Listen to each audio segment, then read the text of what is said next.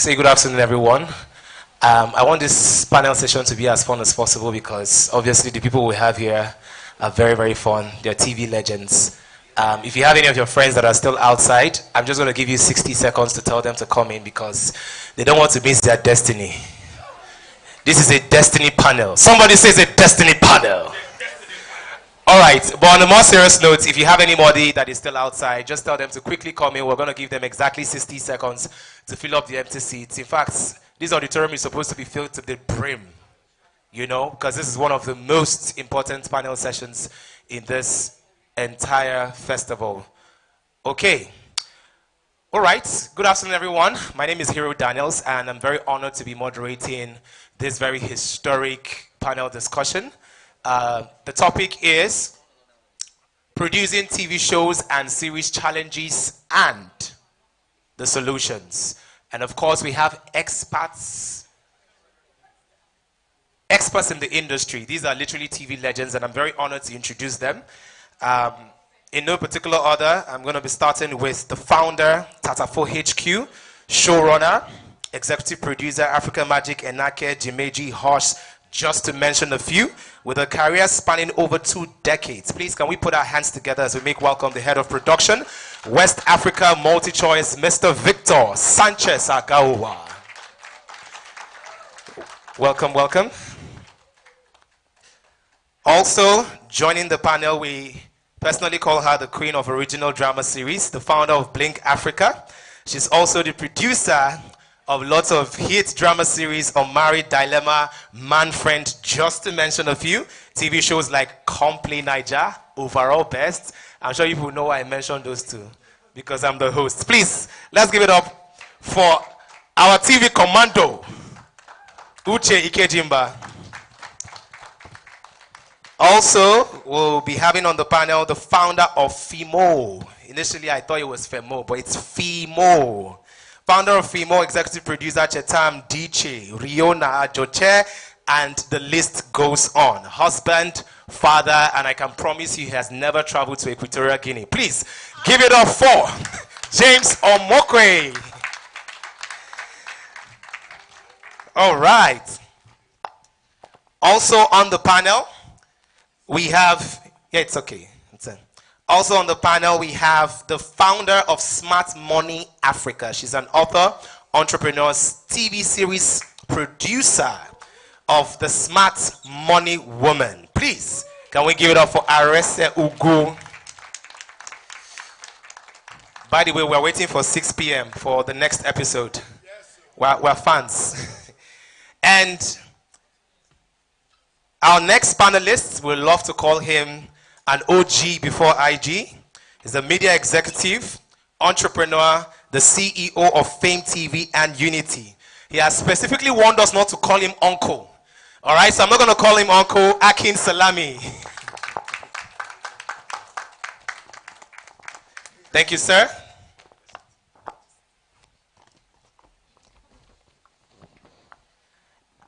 And then our final panelist is a distinguished agent within the Creative Artist Agency Global TV and Film Department with a dedicated focus on the continent of Africa.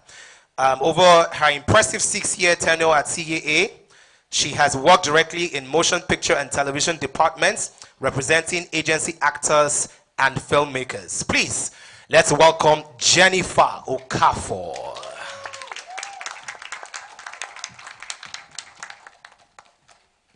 All right. So apparently I was told I have 1 hour for this session. It's going to be a big challenge because, please, can we just put our hands together for our panelists? I don't think those hands are enough because if you know the power in this room, these are literally people that control the entire TV ecosystem in Africa. All right. Well, it's true now. But it's true. Okay, thank you so very much. So ideally we're supposed to have 40 minutes for this conversation. I don't know how a miracle is going to happen, but we'll try as much as possible to cover as much areas as possible. I know there are lots of challenges when it comes to producing TV series and TV shows. The challenges are humongous. I'm going to start with you, Victor. So I'm going to start with you, Victor. You handle lots of production under the multi-choice banner, Africa Magic, DSTV, GoTV, etc., etc. What has been that biggest challenge? If you are going to pick your top, what is the biggest challenge in producing a TV show or a TV series? At the risk of sounding too obvious, in big English you say economic factors. But yeah, I think that's our biggest challenge. It's the instability of the economy over the last maybe 48 months. That's the biggest challenge that we have. Interesting. I'm going to just quickly ask you, Uche. In fact, I think our panelists have to go through this question. At least when we establish the challenges, then we can now go deep into how unique your projects are, in relation to the challenge. So, Uche, what's the biggest challenge for you? I'm so happy Victor is sitting next to me. And I'm sure everybody here would agree, budget. So he said something about the economic situation we have, and budget has always been a problem for the average producer. We never get enough money. And we never get enough money. Victor never gives us enough money. We never get enough money. So for me, budget is our biggest problem. Okay, James? So I'm with Victor with the economic instability. But I'm not, he's still my colleague and my guy. But something happened to us recently, which is quite real life. When you start a project that's like 11 months, by the time you're beginning that project, simplest apex cost, fuel. You're signing the budget at, fuel being maybe 165, and then by the time you're finishing that project, fuel is 600 naira. And that cost alone drives up everything. It drives food, transportation, diesel. And so that one cost affects a lot of apex costs. And the truth is, as a business, with MultiChoice and these other companies, they've signed in that budget. They have a budget for the year. And it's they're asking themselves, how do we... And it's not just your production. There are like maybe 10 other productions who are going through the same thing. And so it's a case of you need to manage the situation. So in a couple of projects, as a producer or whatever, you end up losing money, which is not necessarily the fault of, the guys who give you money. It's just the economy. So the fact that the economy is not stable is one of our biggest challenges. Oh, wow. Arisa, you have a financial literacy background and you're the money woman. I'm hoping that money is also not your problem. I think money is definitely my problem. I think when you think about the economic crisis that we've dealt with, everybody has felt it. I'm an independent producer, so I have to go and raise the capital from investors. I can't rely on anyone to give me a budget. But it makes it incredibly difficult when you're raising money at 500, 600, and by the time you finish, it's 1.7. Diesel prices have tripled, and you're basically trying to use your limited resources to execute this big vision. But all these factors you did not see coming. I wanted to produce something that was in 3 cities: Lagos, Johannesburg, Cape Town. Writing the script was already very ambitious. But by the time we were doing it, the costs just kept spiraling. Things like visas. We were supposed to get our visas in a particular point in time. South African embassy was closed in Lagos. We had to fly people to Abuja to go and get their visas. That's an additional cost. It takes 3 extra days to get the passports back, and you're basically trying to make magic with very limited resources. And then you do all of that. You've taken the production risk. You've managed to finish. Then you have to face the distribution risk of who's going to buy it. And you've raised dollars, telling your investors that you're going to give them back dollars. And you're stuck holding the bag and trying to figure out how you're going to sell this thing that you created. So I think for me, production risk, distribution risk, those things are like huge, huge, huge things. Okay, so thank you very much. Uncle Salami, okay, I apologize. Mr. Salami, you are literally a living icon. I was watching the contribution you made to the last session, and you said when you came into Nigeria, you wanted to start the media business, you were a billionaire. But right now that you're a millionaire, and you are blaming the investment that you've made in media for that reduction. How challenging was it for you to adapt an international franchise, first of all, to meet the Nigerian or the African market? And, you know, what was the biggest challenge for you? Okay, let's get one thing straight first. I'm a pure Nigerian, yeah? So let's live. I'd had the experience of producing in England, and I brought that head back to Nigeria. I'm not an idiot. I went to school here, and I did everything here. I knew what to expect, but I should have I should have known more, you know. And to answer your question, I'm trying to get what in particular do you want? Because the challenge producing The Voice Nigeria. It's an international franchise, and so, you have to adapt so it. first of all, it's an expensive, and this is nothing to do with the licensors or the people who license it. It's a very expensive license, but we got the license. We did a good deal at that time, and just so I don't repeat too much, a lot of it comes back to the exchange rate changing. So when you do a deal in euros, and by the time you fly in 2019 and you start, and everything starts to change, and then it really changes, now you know you are going to be broke.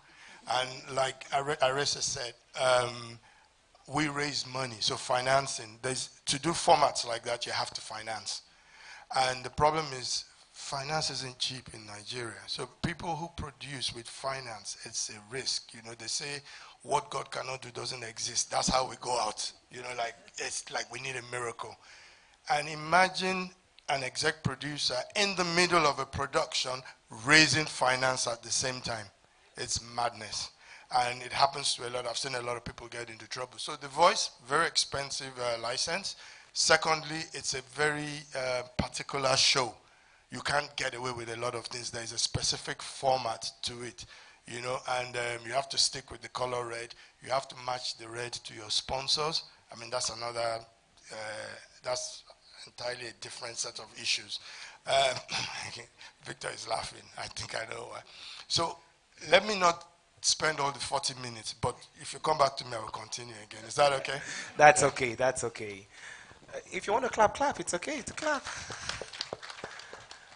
All right, so Jennifer, we're hoping that, because you play a lot in the international scene as well, we're hoping that perhaps the forex that you people bring from there would help productions here, that it's going to be cheaper for you. What's your experience? So I want to make sure that it's like understood that the concept of working on the continent is not that we're going to do it for cheaper, right? It's making sure that the value of what we're bringing to the table is engaged at the appropriate number, right? So it's having partners on the West and bringing them here, but saying, yes, the cost is different, but it's not for you to now continue to colonize over us for what we're participating in. So I don't know what the question is exactly, but so the question what's is, that challenge? Our other panelists have established one known challenge, which is the fact that financing is a big issue. Forex is a big issue. We have to most times raise our funds in Naira, but most often than not, even when we want to like produce outside of the country, we have to change it to other currencies. Now, I'm saying that in your particular company, we would not, I want to assume, correct me if I'm wrong, the funding comes from the West. It's a partnership. Okay. It's actually a partnership. So, okay. So what are the unique challenges you face? Funding is still the same. It's still the same issue, right? Because we're dealing with a region of the world that people are now paying attention to. There wasn't a lot of it. Everyone's saying, you know, Africa is, especially Nollywood, the second largest grossing film industry in the world, but our budgets are extremely different. And then on top of it, it wasn't until Black Panther came out that they said, oh, black films travel. People want to watch these things. So now we're having these conversations where we're educating individuals on what's happening here, but even getting that entire full investment is a struggle. So it's being able to find the intentional partners that see the viability, that see the the process that can be beneficial to them with partnering with people that are telling the stories that the world, not just Black Americans, that the world want to watch, that they want to see. So being able to get the right amount of financing from these Western partners that we're bringing to the continent and partnering with our clients here, it's still a struggle. However, we've been successful and we're having conversations now, and it's really the precipice of it all. But there's still that dialogue of education and letting them know and providing data numbers, right? The people lie, numbers don't lie. We have a team where we specialize in making sure, even with our talent, bringing up their social numbers and making financiers on the West know, yes, they are a big star on the continent, but look at their reach in Europe, look at their reach in the US, and that helps with the justification of, okay, let's add additional financing to these things that we're trying to engage. Okay. Okay, I think that deserves a round of applause. You can put your hands together. All right. I don't want to fall into the trap of having to go one, because if we continue like that, we might not be able to go through everyone. So I'm going to be asking specifically. So I'm going to quickly go to you, Arisa. Yes, you did mention the challenges with regards to budgeting. Can you talk about distribution in terms of how you were able to, first of all, you adapted your book to a TV series, and then you've put it on multiple platforms. MultiChoice acquired it first, and then you sent it to the streamers. Now it's on YouTube. How important is it for you to move it around? Why are you moving it around? I heard that is a very big question during Afriff now. Why smart money went on YouTube? So let me just start from the very beginning. I did not get into filmmaking in a conventional way. I wrote a book. I worked in finance. I saw a personal finance and African millennial women. And then I wrote a book that I thought I would like to read that paired financial literacy with a Sex and the City type story, but focused on African women. The book became popular. I went on a Pan-African book tour to countries like South Africa, Tanzania, Uganda, and people kept saying, oh my God, I could totally see this as a movie. And then I said, okay, maybe I should actually look into doing this. And Kemi Adetiba says to me, I think, mirror it as a TV series because each chapter can become an episode. So I go about trying to figure out how to turn my book into a script, get script writers, start learning the production process, have a script, and I'm thinking, how am I going to fund it? Because it's really tough. It's a tough sell to tell people financial education and entertainment is going to be a thing. So I go to brands, because at the time there's no Netflix in Nigeria. That's not a real ROI to sell to investors. I go to brands like Unilever, Virgin, First Bank, and I'm like, give me money for product placements and advertising so that I can produce this thing into a TV series, and I'll give you ads and product placements. I bought the ads from MultiChoice at a discount and then put my own ads on it, like resold it to First Bank, Virgin, all of that. We made a marginal profit. It was a creative approach to doing this because that's not how people typically do it. Then it took us a year to get on Netflix. They pushed back a lot because they thought it was not going to do as well because financial literacy, boo, boo, boo. But we got on Netflix, we were #1 and in top 10 for like 12 weeks. We thought we did really well. The numbers were great. People were asking for a season 2. We said, you know what, let's go and make this season 2 bigger and better. So I raised capital in dollars to make this thing bigger and better. And I have to say, like what you were saying about how you were a billionaire first, if I had put that money in the bank when I raised it in 2022 and did nothing with it, I would be 3 times, 4 times richer now. But I decided that I wanted to carry my coconut head and do a thing that was bigger than what I even had the budget for. Because my toxic trait is if I have 1 naira, I want to create something that is 100 naira. It's a good one. You can imagine how frustrating that process is going to be. So I'm writing the script, my editor reads it and he's like, Arisa, you're writing like a writer, not a producer, because how are you going to execute all these big scenes? It doesn't make any sense. But we do the South Africa thing. The whole journey is chaotic. The whole journey to production is chaotic and all of that. It costs way more than we plan for it to cost. But we finally finish. We're excited about this thing that we've created. And then we get stuck at a point where I didn't think it was possible for us to get stuck, because season 1 did well. We have all these incredible actors. It looks beautiful. We've gone above and beyond to make it Pan-African and big. You can see the scale. And then it takes us 2 years to try to convince a streamer to buy it, which I have to say really messed with my confidence as a producer, as a writer. I thought, maybe I don't know what I'm doing. Maybe I shouldn't have written this script myself. Maybe, it's all these questions. So we get to a point where we can't get to a deal. Time is going, and it's like, now I have to just take the bull by the horns and take it to a platform where I have control. We've put it on YouTube now, and to be witness to the way the audience has responded to the story, just the 2 episodes that we've dropped in 1 week. We have almost 600,000 views for 2 episodes in 6 days. We only had 10,000 subscribers on our YouTube channel. We've since tripled it. I think we're like 35,000 subscribers now in 1 month. I see promise. I see hope. I'm so humbled because I almost didn't put this thing out because I was so... It's okay. We can understand. The premiere, I called my director the night before and I said, I'm scared to showcase episode 1 because I don't think people can sit through it. It's not compelling enough. That is what I was told. So to see the comments, it has truly, truly touched me. It has truly made me feel like more confident about the work that we put in. We shouldn't rely on external validation. Yep.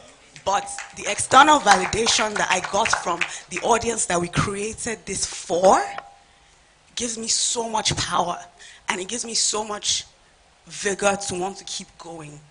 So thank you. Thank you very much. There are so many takeaways, in fact, and I'm genuinely happy that it was worth it at the end of the day. I'm going to just piggyback on that and ask you, Victor, can you just give us an insight to what the distribution network is, for African creatives? Because everybody's constantly shooting a project. I'm sure you get tons of pitches, tons of submissions. We want acquisition and all of that. So please take us through what is the distribution network like, what is being considered for acquisition. I'm sure there are a couple of filmmakers that are here because of that. Just quickly, let's brush through that.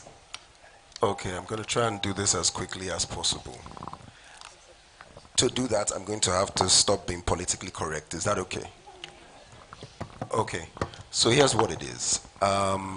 Before I started working at MultiChoice, I was an independent producer for 20 years.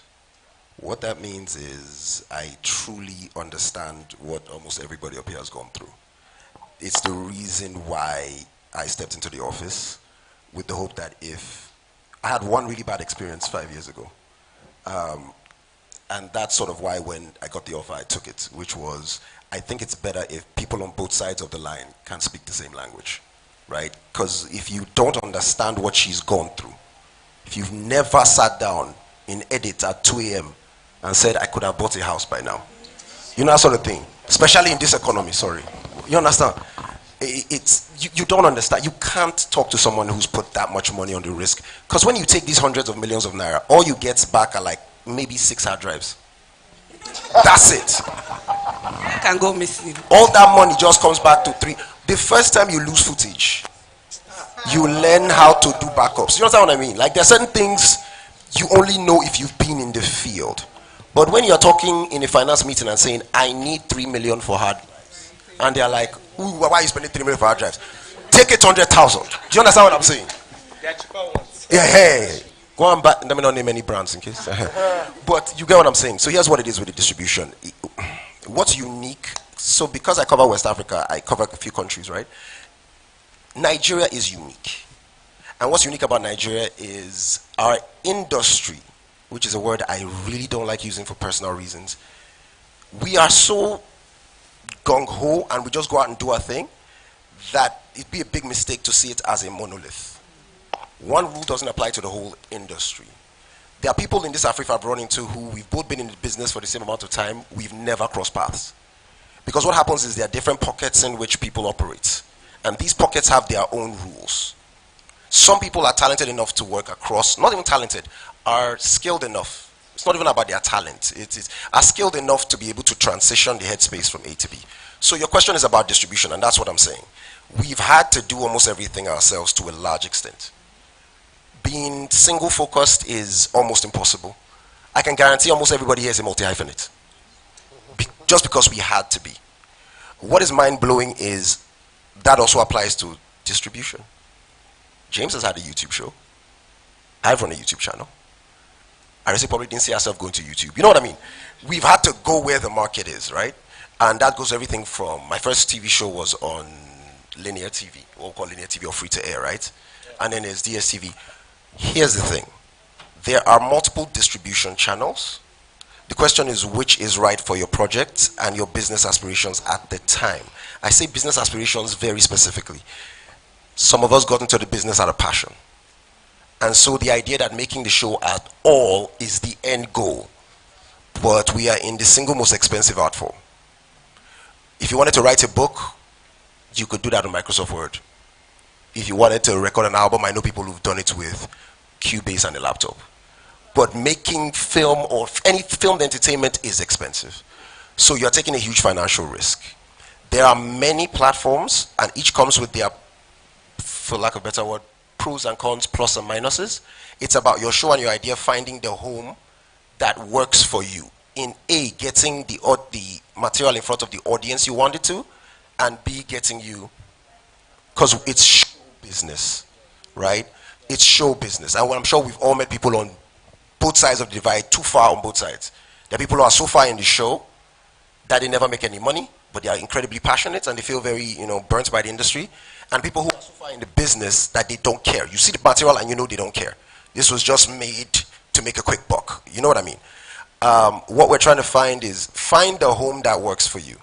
Now, if I'm going to switch and put on my corporate hat, which I don't have on, and speak on from the multi-choice side, the sad thing is you can't work with everybody. You can't. I think James alluded to it. There is a fixed budget for the year. There is a fixed. What we're trying to do is even get to a point where, I know Hollywood had it a few years ago, it's changing now, where there's clearly pitch season, where there's pickup season, where there's an idea that this period is where we're open for pitches, these are negotiation periods, this is where, because our industry as a whole, all various facets of it, are also famous for making things work despite not having a clear system, right? We've had to evolve systems, so our greatest strength can also become our greatest weakness, which is the ability to make it up as we go along and still make things work. But when we're not dealing with these larger sums of money, and we've gone out and gotten, foreign investments, a financier doesn't understand. It's hard to explain to a financier these things. So another point that would be great is, and I've seen one or two companies rising up, which is financing companies that sort of understand the unique issues with film. Because I have an insurance out on a show right now where we were shooting and 10 trees fell on set. Wow. On top of the set, on top of actors, we have 3 people in surgery. Wow. And the, what do you call it? The insurance company, I won't say their name, is saying, oh, we can pay for the cameras, but not for the surgeries. Because they don't know what we do, and they don't get it. So, but in terms of distribution, yes, it is people finding where it works for you, but understand, look around within our ecosystem, there are different types. There is the whole cinema chain. There are people who say, that's too hoity-toity for me, I don't know how to play the politics of that. There's YouTube, there's the streamers, there's multi-choice, there are many. I think if there's anything I'm going to close with is this. There are different types and they all have their different strengths and their weaknesses. Study them,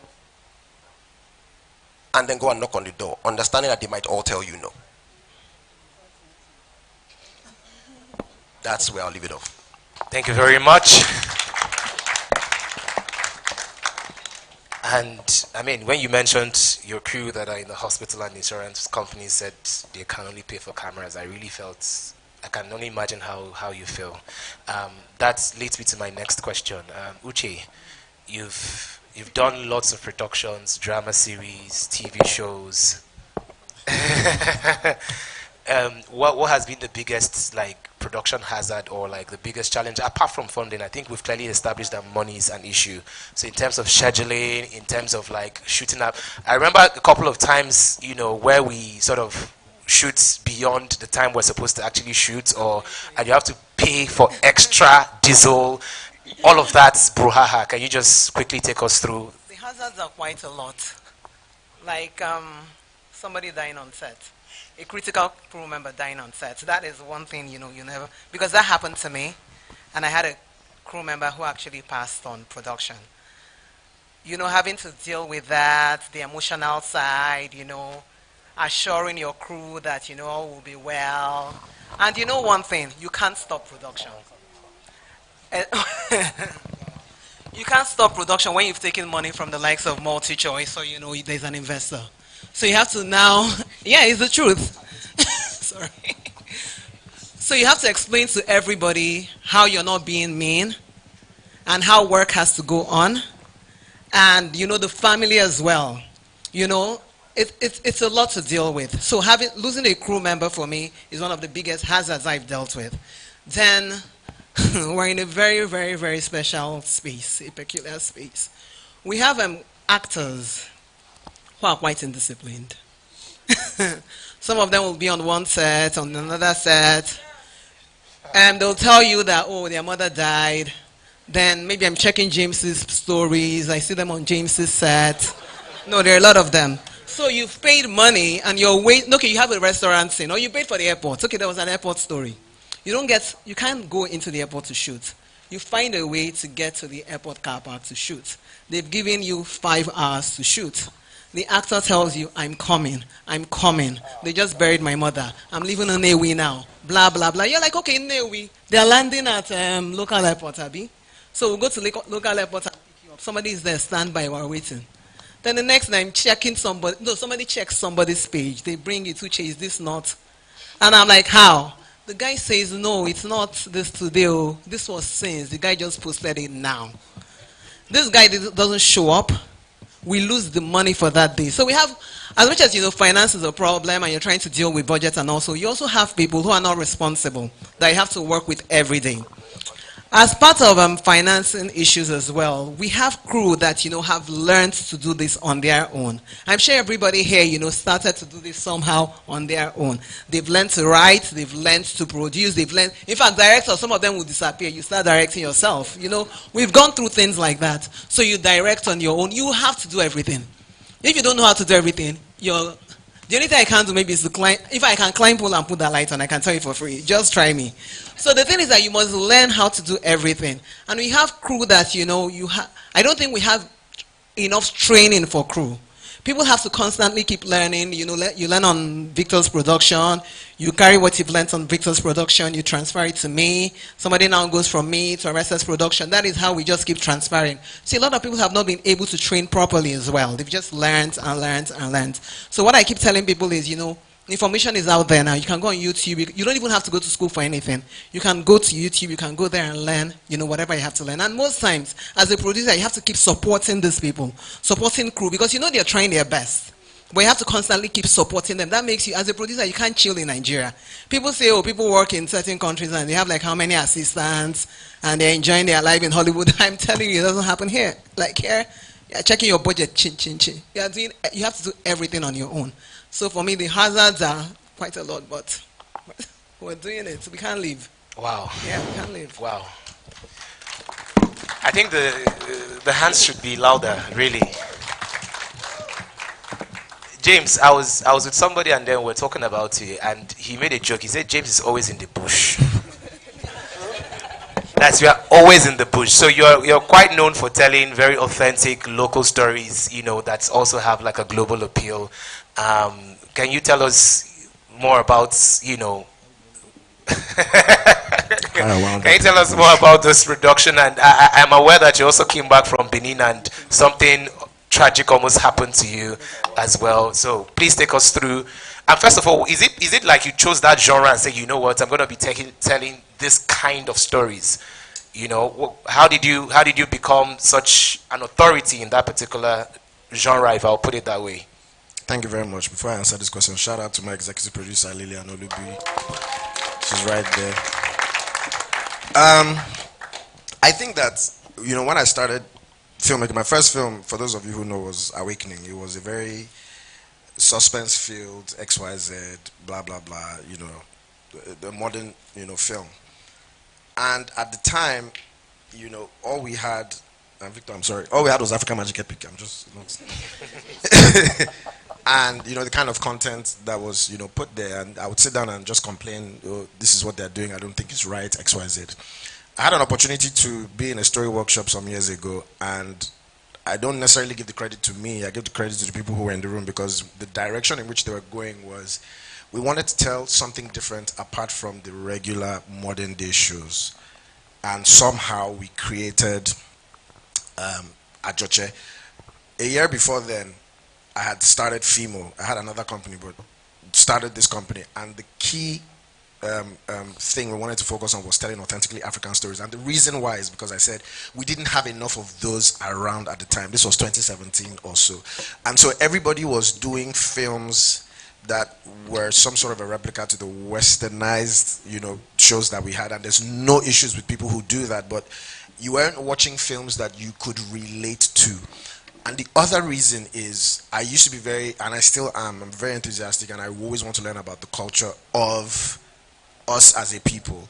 And the only way to do that is by making shows that portray that culture. For instance, a friend of mine says, oh, when you watch TV and you see people going like, yo, New York, New York, you know, they make it seem like, you know, it's heaven. And no offense to those who live in New York, if you go there, it's not heaven.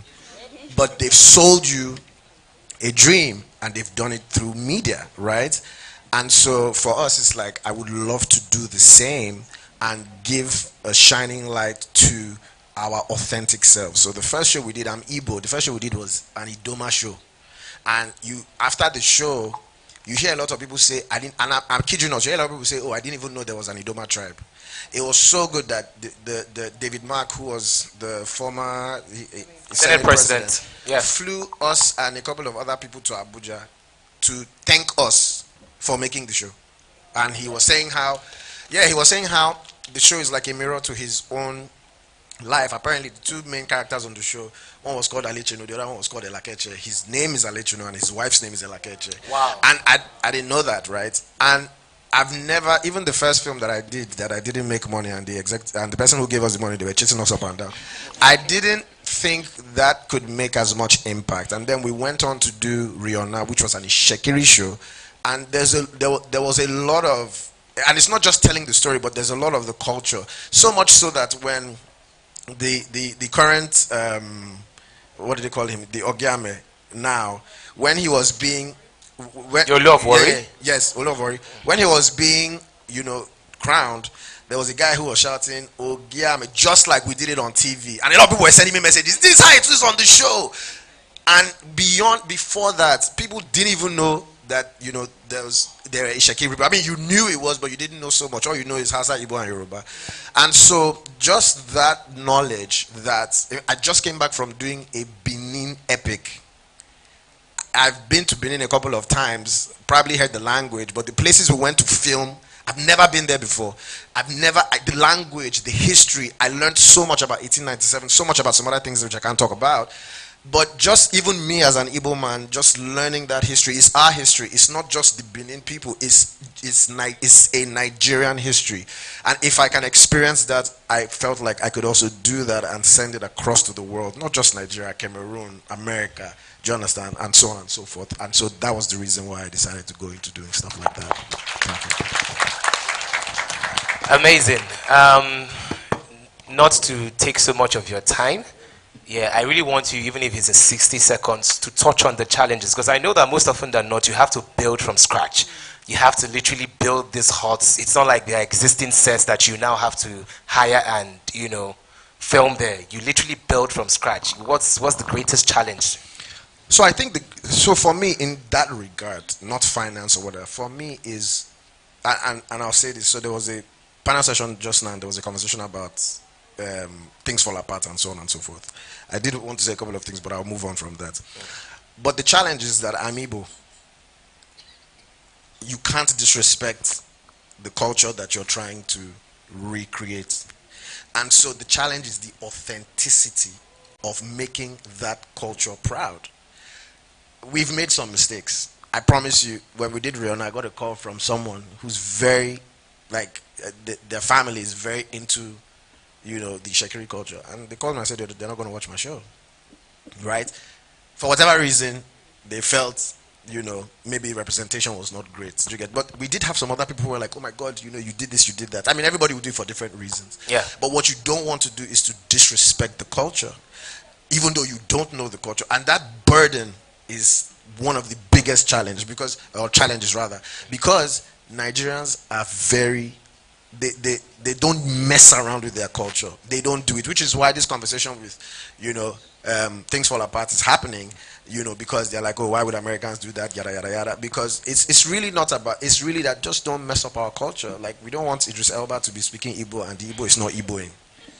I see Jennifer really wants to talk, but yeah. But, however, not disagreeing with that, which is my opinion, not saying they shouldn't do that. I feel like nobody should. I mean, I've done shows that are not Igbo, and I don't think what the gracious thing that anybody has done is not to gatekeep that culture. I've been allowed to portray, that culture, even when I'm sitting in post and I don't understand half of what they're saying. But you have a cultural consultant on set who say, no, that's what they said, right? But again, the burden lies on you, which is a big challenge, not to disrespect their culture, because when the film comes out, what you want is people to say, yeah, you did a good job. Yeah, they didn't say it well, but you tried. As opposed to, you destroyed our culture, go and raise your hand at the back, face the wall. All right, Jennifer, I'm not going to forget, I promise you, but you want to say something about what he just said, right?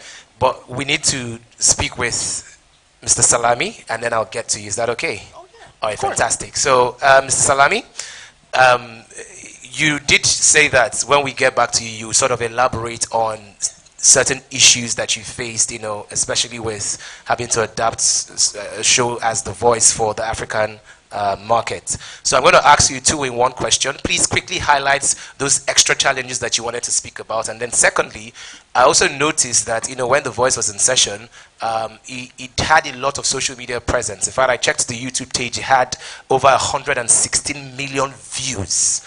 I did the math with the dollars that YouTube pays, and okay, it's quite an impressive number, right? So the 2-in-1 question is, quickly wrap up with the extra challenges that you faced. I think you did mention distribution as well. And then how were you able to leverage social media to give a show that you had already intended for terrestrial and cable TV? How were you able to leverage social media to sort of give it extra visibility? Okay, so this is how I'm going to interpret your question. Extra challenges. I'll mention one extra challenge, and then I'll do the social media part. I think one of the things that will benefit people here and a lot of us here is contracts. Contracts, see, if you do live TV, if you do TV series, your contracts need to be watertight. Because the biggest issues we have, you're going to overrun time, your diesel, your this, but there's also one important one which I think you and maybe, I don't know everybody here, but if you do sponsorship, your contracts have to be tight. I've been burnt by sponsorship. We can't mention things here, but I literally lost $1 million. Exactly. But my contract was tight, and so that leads me to say, then we need to have stronger media lawyers. There was an incident with, I can't remember his name because I don't know a lot of the actors, who came, the guy that, is it Kanayo, that came out and had a go at one girl. That would have been solved by a contract. Do we film after hours? Do we do this? I don't want to go into it, but contracts will help you because the environment is too fluid. So if it's not money, it's time, it's shooting after hours, there's a camera dropping, it's somebody in hospital, your contracts will protect you. Okay, social media leverage. So The Voice is it's a format where they had never, in fact, Nigeria was the first country in the world to put The Voice on YouTube. Nobody, yes, we fought for it. We fought for a lot of things. Those foreign licensors do not understand Nigeria. You know, and I mean, I have to go, I don't know if you know about this show, but it was first on DSTV, and then DSTV didn't do it anymore. We didn't steal it from them. They dropped it. Then we foolishly went to collect it. Then we found out why they dropped it. So it was all well and good that we did. So the licensors are already tied in with international music labels. They're tied in with, I think it's Google, no, it's YouTube, not Google, because they're two different entities to them. And so we looked at it, and I looked at, and no offense to any, I mean, I love Africa. I made a lot of money from multi-choice in South Africa, though. So this is not a yap. What it is we looked at the numbers. Like I was saying earlier on, I don't know if somebody asked a question. I don't believe in creating content and paying to exhibit my content because I think it's premium content and it costs me in millions of dollars. Yeah, so that's the first stand. So we looked at I only had a limited amount of shows on the DSTV platform. So obviously I gave them the first rights of TV, and then I used some other platforms just to share with them. For the first season, we used a terrestrial platform because we needed eyeballs, you know, but there was no measurement. So I couldn't even sell that to any sponsor after. My second season was a bit of a struggle. I still had to go back and raise money, you know, again. So I said to the licensors, I said, guys, we're going to go on YouTube. They go like, no, you can't. I said, we are. This is Nigeria. They said, oh, no, you're going to invalidate your license. I said, let it invalidate. I'm an invalid right now, you know. And I don't know what else. So I'm like, I try to be real. And they agreed. They agreed to a lot of stuff. I mean, they didn't like a lot of stuff, but they had to agree. Nigeria, the sponsors you have are also limited. I mean, they're not that limited, but the big boys, telcos, alcohol. I have a family show. They wouldn't let me do alcohol. How will I survive? So we had to go to them a lot of times. YouTube was one of those things. So we went to them with the YouTube thing. And we had built numbers. We hired a few people. We do a lot of collaborations. So we've had very good ones, and some have been painful. But the good ones were my guys on social media. So they did Insta. I'm old. I don't really know about Instagram or not. But I do know, but I'm not the best guy on it. But these guys were so good. They knew how to send things out, the timed releases. We're going to talk about that after. The timed releases, and you have to, it's like 360. So you make TV work for you, but you make TV also work for social media and back to TV. So appointments to view and things like that. And for social media also, we ran competitions. You see, Nigerians respond to anything that you can win something. And it's not, I'm not trying to say a bad thing, but it's, maybe it's global, but we're big in Nigeria. Look how many betting companies there are in Nigeria. So we found that works. And so when we create content, inside the content, you insert something that makes them respond to you. This is a key to getting audience feedback. That way you know who's watching, what type of people are watching. Just structure the content ready for that. And so because we were pushing out, we were releasing after DSTV, after the exhibition on DSTV, we were releasing, I think, an hour after. People were actually waiting for that. And the guys on YouTube were actually having a go at the guys who watch it on DSTV. Don't come and spoil it for us here. Don't come and... So it became a community, and we joined that community. And sometimes we messed up. I personally went on YouTube to respond to some of the... I won't do it again, though. So, but because those internet children, they can go for it. But so it worked for us, and we grew those numbers. We made money on YouTube. It's in dollars, but I have to out these people. But I have to split it down the middle with the license holders too, so I'm not rich. Amazing. That was super powerful, and yes, I think leveraging social media really worked out in the end. Jennifer, I'm going to get back to you. So when James was talking about how important it is for us to get cultural connotations, you know, and he made an example about Idris Elba, for example, you know, speaking Igbo, and of course no matter how much he's trained, he might not come off as authentic as possible. What are your thoughts on that? The African storytellers, how important is it for Africans to tell our stories and just, make it appealing to the global market? I think it's really important, right? You want to make sure that we are reflected appropriately in the ecosystem, right? The whole point of your business is making sure you're touching on the different tribes that people aren't even aware of. So you want to make sure that you're giving it justice. And I know there's been like a lot of conversation about like why Idris Elba, they can't find a Nigerian who could do this, right? And the question is, who's the Nigerian who's going to do it that the financiers are going to pay for? Because at the end of the day, it's about viewership, right? If you're going to get a studio movie, you have to have a good piece of talent that wants to do it. And who's stepping up to the plate? There's only but so many pieces of talent that are Nigerian that would say, okay. And I know people have their feelings about like David Oyelowo being a producer on it, but David Oyelowo is Igbo. His mother is Igbo, his father is Yoruba. So that's another component that people aren't aware of. They just thought, it's where your father's from, is where you stick to. But he loved his mother very much. And he was very in with his Igbo culture. And that is one of the massive components that we have discussed. And we have sat down and said, we have to make sure that we do Igbo right. I don't know if, I'm sure everyone in this room has watched Black Panther. I don't know if anybody felt, Igbo people in the room, when Winston Duke first spoke in Black Panther. I remember being in that theater, I said, that's an Igbo boy. Like I had to start Googling in my seat, like his accent was so spot on. I'm like, he's not speaking Igbo, this is not any language, but for some reason I feel him.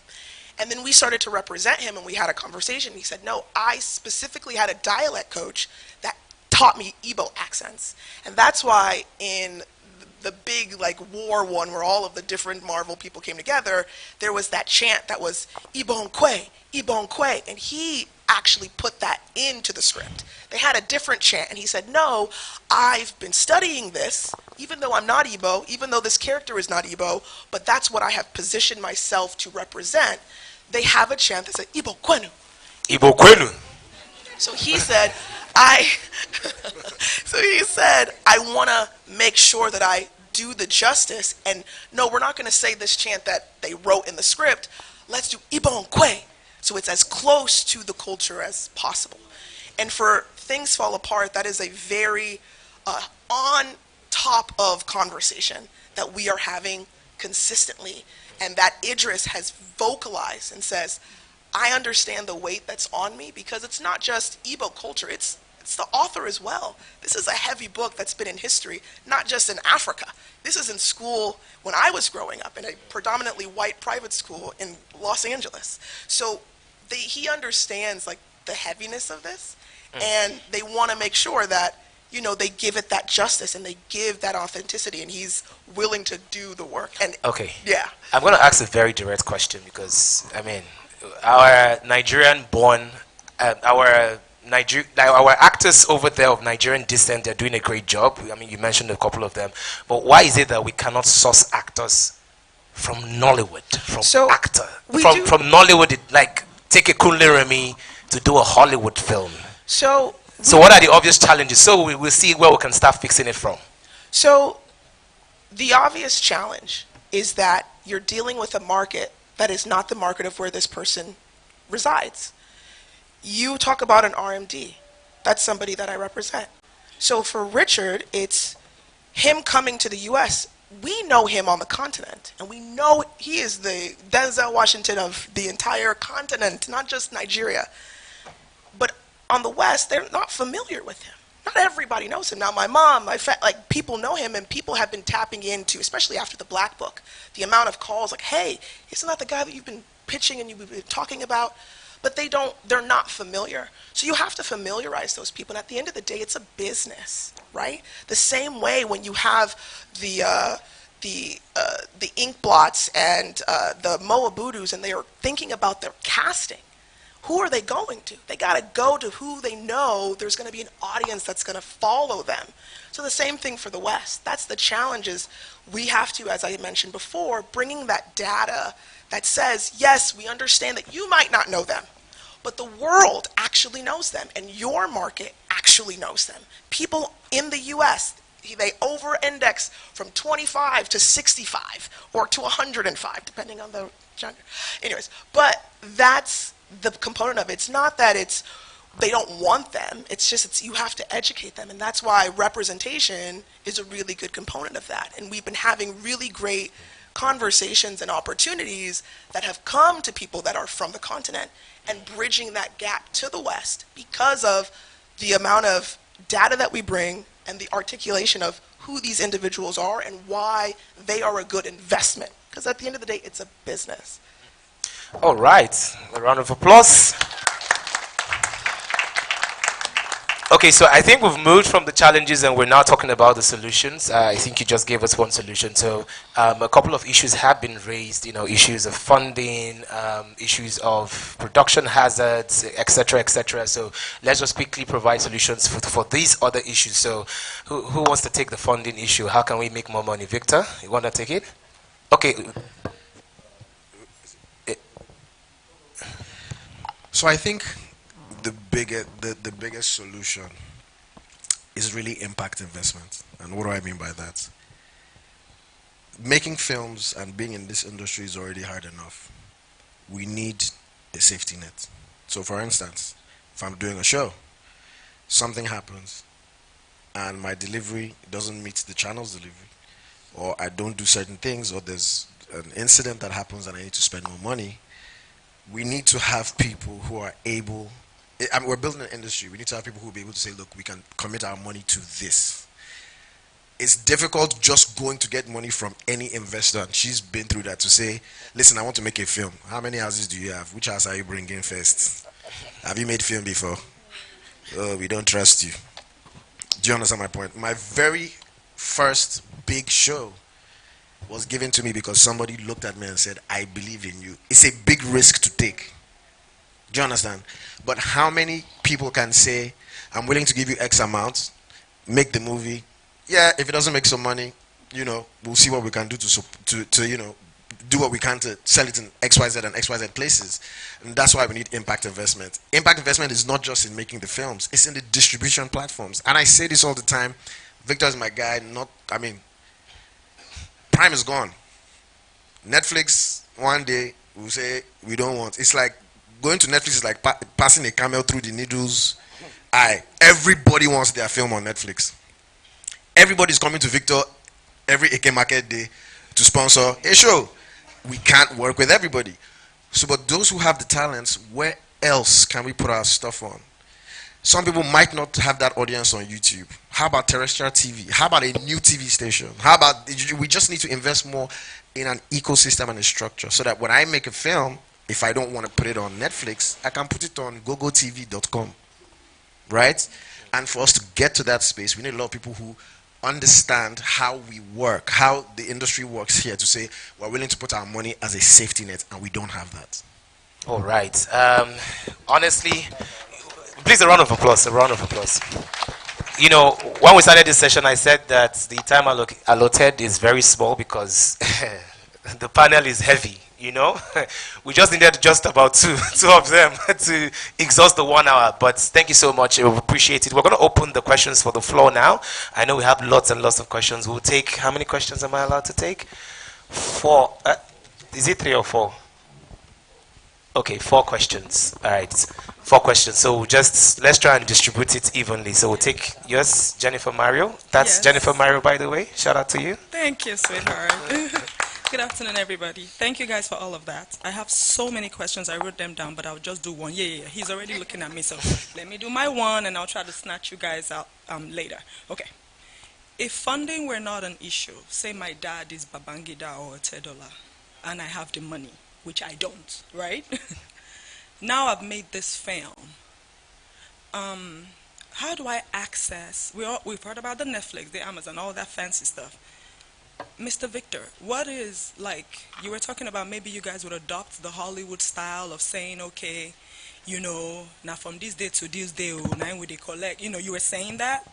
Why do I need a connection? Why do I need to be friends with Hero before I can get to you and to show you my film and for you to, even if you're going to say no to me, what is the hustle? Why are filmmakers having to struggle so hard to be able to get access to, you know, why can't I go on multi-choice websites and something say, submit your film here, upload it here, do this here. The hustle is too much after we've done all these films and we don't know how to put it out there. Thank you.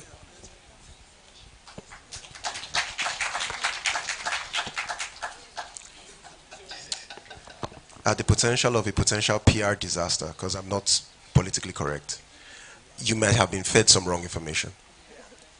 And I'm looking forward to talking to you after because I need names of who told you that crap. No, I'm just playing. Let me tell you what I mean. Let me tell you what I mean. Because when you said you were like, oh, why is there all this hustle? I'm like, that's what I'm saying. You were fed some information that is not exactly accurate. If the question is how do you get a meeting on the concept of with multi-choice on, oh, I want to license a film or I want to, yeah.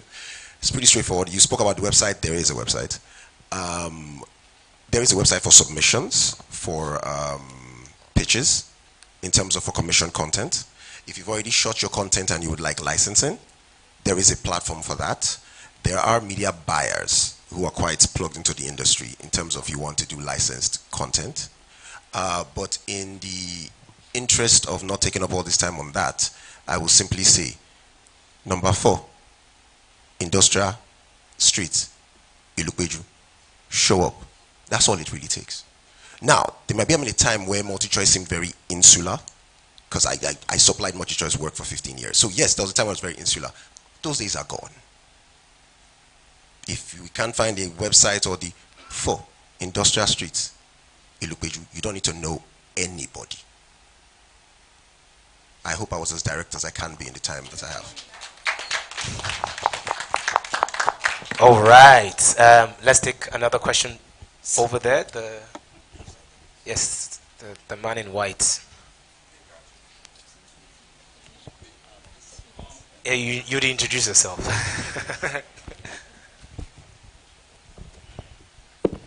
Yeah, hello everyone. My name is Omishoko Oluwashino. I'm a producer, and I have 2 questions. Your quick questions, no long, just the 2, fine. So the first one is for the legend, Mr. Akin. Would you say you actually broke even with moving to distribute The Voice on YouTube? No. Very simple. So how are you able to handle that with investors? Sorry, could you repeat the question? How are you able to handle that with investors, your executives? Oh, I am, okay, so sorry, I'm my own investor. So I said earlier on I lost a lot of money. Oh, okay. But I wouldn't say I lost it. James was speaking about impact investment. So my returns were not measured just in money. My returns were measured in what we could do as the production values we brought on screen. And I had people measure that for me. So will I do it again? Yes. But we will do it wiser now. So what we did, like you were saying earlier on, Jennifer, there are quite a few people interested in putting money in Africa and in Nigeria. And they are looking. So if we have the metrics right, we have the right contracts, and we keep the right production values, people will come in. I mean, things fall apart. Somebody's coming in to do it anyway. So I think that is still possible. Yeah, we can't say a lot here. I hope I answered the question. Thank you. Thank you very much. All right, let's have him.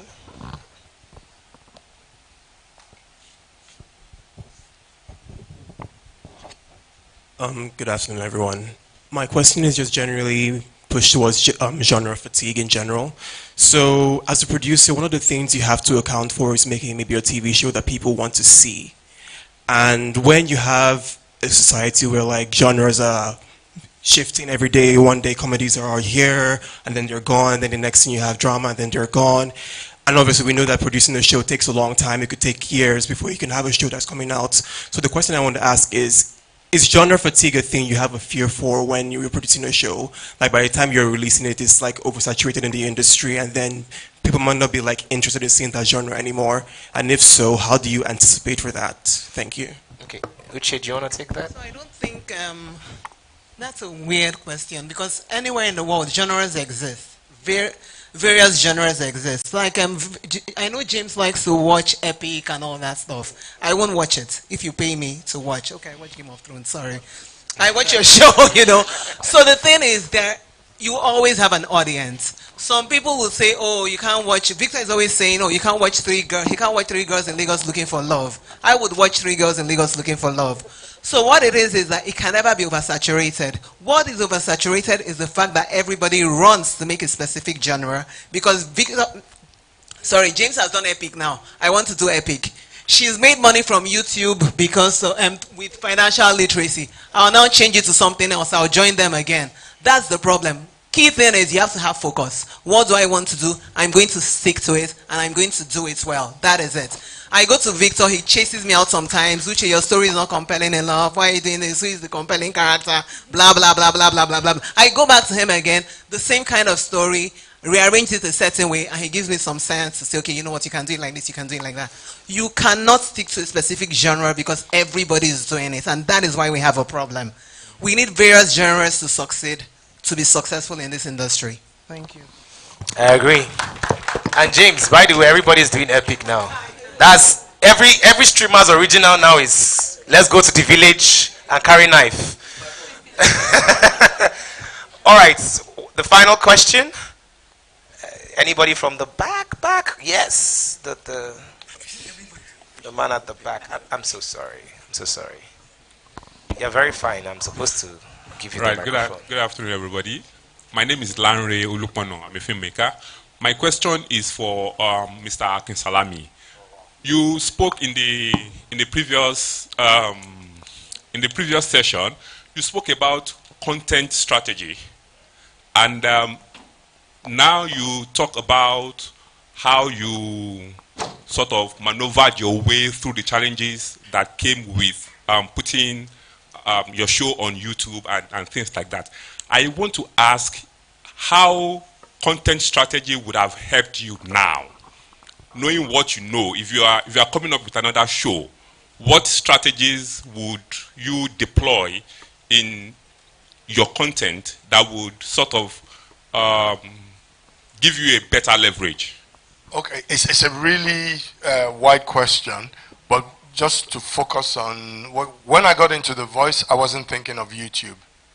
So I learned from the first season that we should have thought of it as part of our strategy. And when I said content strategy in the last session, the real phrase should have been distribution strategy. Yeah, and it's how am I going to release this? Who, and I think somebody alluded to it earlier on, who is watching what I am producing? Yeah, how are they watching it? So generally you go from the smallest audience to the largest audience. YouTube generally is the largest audience because even Netflix is slightly restricted. So that's what I was referring to. I don't know if that still answers your question. Yes, you're welcome. All right, I know we still have many questions. I'll just help you beg our panelists not to quickly run away so you can meet them personally. I know a lot of you want to meet them, so even if it's just 5 minutes, 10 minutes, you know, just hang around a little bit so that you can indulge our people. And on behalf of Afriff, we'd like to thank you so much for such a wonderful session. Please, can we give them a resounding round of applause? Thank you very much. Thank you very much. Thank you very much. All right. Thank you so much. Please stand for photographs.